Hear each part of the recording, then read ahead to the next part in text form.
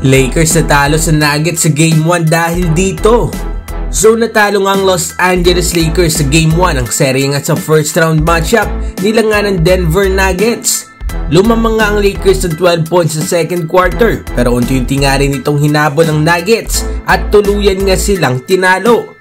At napansin ko nga mga idol ang dahilan kung bakit natalo ang Los Angeles Lakers. At dapat nga nila itong gawa ng aksyon at solusyon sa Game 2 para hindi nga ito maulit.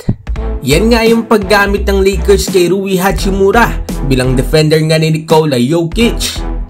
Isipin nyo nga kung si AD nga ang bantay ni Jokic ay grabe nang ang hirap nito. What if pa kaya ang isang Rui Hachimura na mas maliit nga kay Anthony Davis? Mautak ang Nuggets mga idol at ginamit nga talaga nila ang advantage na yon para makahabol nga at damangan pa ang Lakers. Simple basketball nga lang talagang ginagawa ni Jokic na may kasamang utak.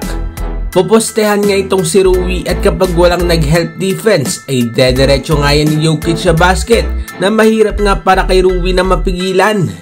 Kung nagdo-double team naman ang Lakers ay makakahanap nga itong si Jokic ng isang open man na siyang pabor nga sa Nuggets sa dami nga ng shooters nila.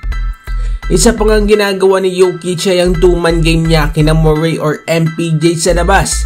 At sa lapad nga nito ni Jokic, kapag nagbigay nga siya ng screen ay nagkakaroon ng sapat na espasyo. Ito nga sina Murray at MPJ para makapukol sa labas. Na siyang effective nga mga idol para sa Denver Nuggets offense.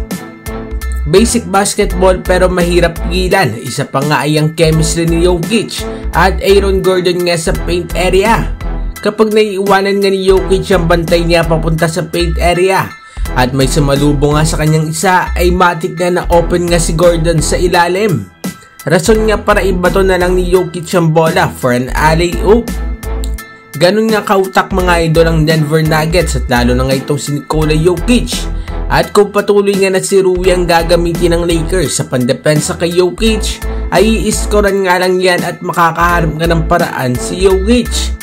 For me nga ay dapat nga si AD ang magbantay dito kay Jokic at patunayan nga nito na kaya niyang bantayan ng tulad ganito. Ano masasabi ninyo dito mga idol? Agree ba kayo dito o hindi? Mag-comment sa baba at ating babasahin yan. Huwag kakalimutan na mag-like at subscribe para sa iba pang balitang NBA. Maraming salamat po.